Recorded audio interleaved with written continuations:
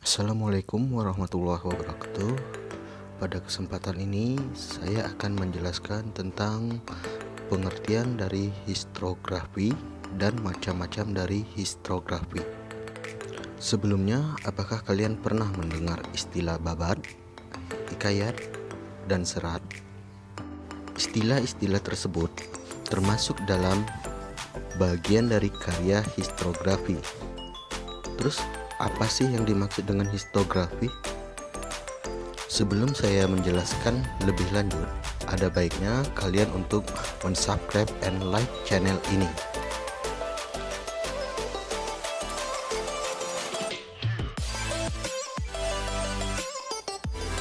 Langsung saja ya, kita mulai. Historiografi berasal dari bahasa Yunani, yaitu historia yang berarti sejarah, dan graph yang berarti tulisan atau naskah. Menurut Louis Goldschlag, pengertian historiografi tak jauh dari tulisan mengenai sejarah. Ia menyebutkan bahwa historiografi adalah suatu bentuk publikasi, baik berbentuk lisan maupun tulisan, mengenai peristiwa atau gabungan peristiwa-peristiwa masa lampau.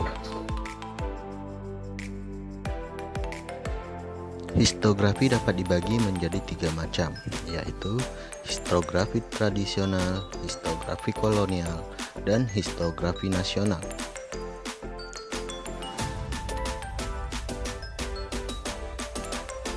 Historiografi tradisional. Historiografi tradisional adalah penulisan sejarah yang biasanya dilakukan oleh para sastrawan atau pujangga keraton dan bangsawan kerajaan. Sebagai bentuk produk sejarah masa klasik, historiografi tradisional memiliki karakteristik sebagai berikut. Yang pertama, uraian dalam historiografi tradisional dipengaruhi oleh ciri-ciri budaya masyarakat pendukungnya. Yang kedua, historiografi tradisional cenderung mengabaikan fakta-fakta. Yang ketiga, adanya kepercayaan tentang sebuah kekuatan yang menjadi pangkal dari seluruh alam. Dan yang keempat, tokoh-tokoh dalam naskah historiografi tradisional selalu digambarkan memiliki kesan mistis sebagai bentuk legitimasi atau kekuasaannya.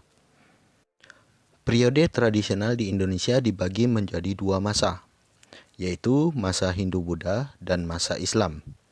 Begitu pula dengan historiografi tradisional yang dibedakan menjadi 2 jenis, yaitu historiografi tradisional masa Hindu-Buddha dan historiografi masa Islam. Historiografi masa Hindu-Buddha. Apa yang pertama kali terlintas dalam pikiran kalian tentang historiografi ini? Pasti kalian berpikir kuno, sulit dibaca, atau lusuh. Tentunya apa yang kalian pikir itu tidak semuanya benar. Sebagian besar karya historiografi masa Hindu-Buddha ini telah ditulis ulang, dibuat replikanya, hingga dibuat versi digitalnya agar mudah dipahami oleh generasi masa kini. Salah satu contohnya seperti prasasti. Keberadaan prasasti menandakan di suatu tempat pernah terjadi peristiwa penting. Secara umum, historiografi ini memiliki ciri-ciri antara lain sebagai berikut. Yang pertama, karya yang dihasilkan berupa terjemahan naskah-naskah dari India. Yang kedua, tradisional bersifat religio-magis. Religio-magis adalah kepercayaan yang meyakini adanya kekuatan di atas manusia dan kekuatan gaib yang menguasai alam sekitar. Terus yang berikutnya, isi karya historiografi ini bersifat istana sentris. Contoh dari historiografi ini antara lain Mahabharata dan Ramayana, Pararaton, Negara Kertagama, Babad Arya Tabanan.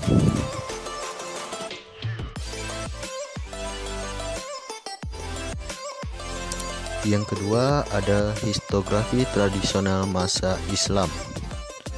Berdirinya kerajaan-kerajaan berkembang bercorak Islam di Indonesia mempengaruhi perkembangan historiografi tradisional. Sedikit demi sedikit, historiografi bercorak Hindu-Buddha tergantikan oleh historiografi yang bercorak Islam. Adapun ciri-ciri umum pada historiografi tradisional Islam ini antara lain sebagai berikut.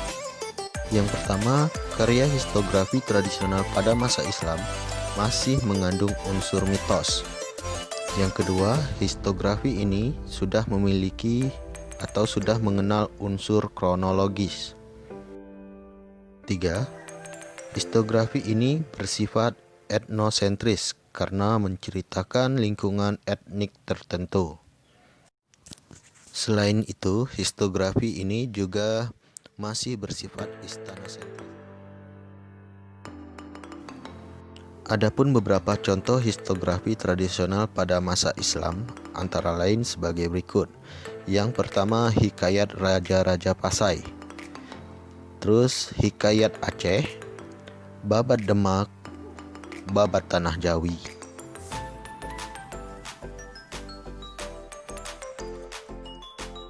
Sejarawan M.C. Ricklers menyatakan bahwa penggunaan dokumen-dokumen tradisional sebagai sumber sejarah memerlukan kritik.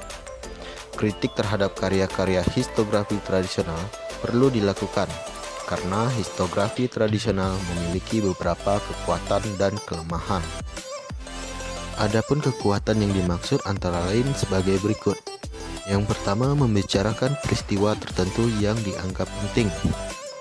Yang kedua, menunjukkan legitimasi raja. Yang ketiga, menekankan struktur, bukan proses. Yang keempat, menampilkan genealogi atau silsilah secara runtut dan kronologis. Yang kelima, menampilkan budaya masyarakat setempat. Dan kelemahan yang dimaksud dari historiografi tradisional antara lain. Yang pertama, bersifat istanasentris karena lebih sering membahas kehidupan raja dan bangsawan. Yang kedua, hanya membahas aspek tertentu. Pembahasan terpusat pada kehidupan kaum bangsawan yang bersifat feodal dan tidak membahas kehidupan sosial ekonomi rakyatnya. Yang ketiga, memiliki subjektivitas tinggi karena penulis hanya mencatat peristiwa penting di kerajaan atas permintaan sang raja. Yang keempat, penulisan historiografi ini tidak dilandasi dengan teori atau bisa dikatakan tidak terdapat metodologi yang jelas. Data-data yang digunakan mengandung unsur mitos dan realitas yang bercampur. Yang kelima, sumber-sumber data dalam historiografi tradisional sulit ditelusuri kembali, bahkan terkadang mustahil dibuktikan.